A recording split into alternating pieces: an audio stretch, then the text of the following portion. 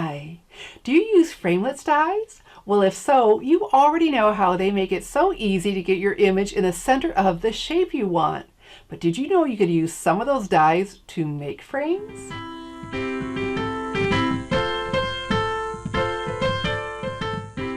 Welcome! I'm Shelley Godby, the owner and CEO of Stamping Smiles, and for 17 years I've been teaching others how to create their own hand-stamped smiles. So making frames with your Framelits dies, well, that may be something new for you or just serve as a reminder. But either way, we're going to step it up by introducing a second set of Framelits dies. And then at the end, I'm going to show you how I use that frame to make a pretty card with the Your Inspiring stamp set. With the Layering Ovals Framelits dies, you get a lot of oval dies that are designed to work together to give you many layering options. For example, you could take two straight edge oval die cuts and put them together like this, or you could take a straight edge with a scallop edge oval die cut and layer like this.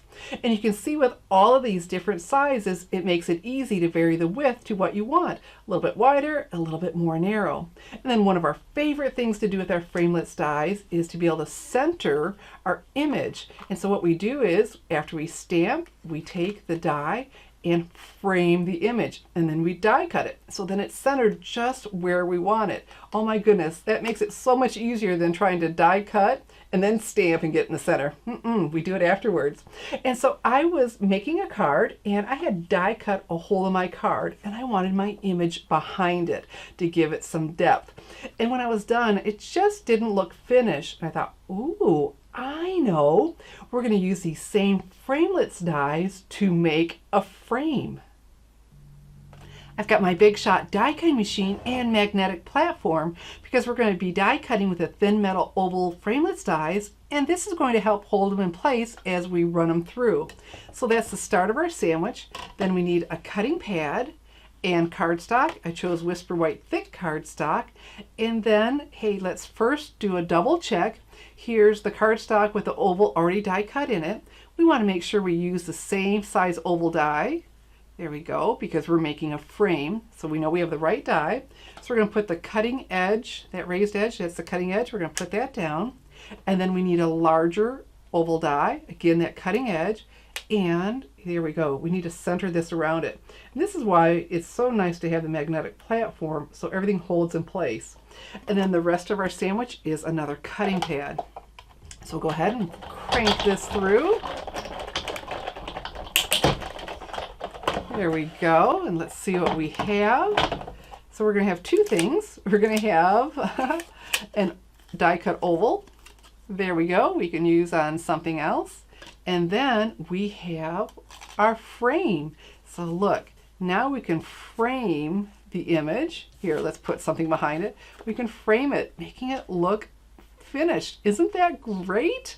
All right, and so then I got thinking, ooh, could I combine these with something else? So that's exactly what we're going to do. We're going to take that same size oval die.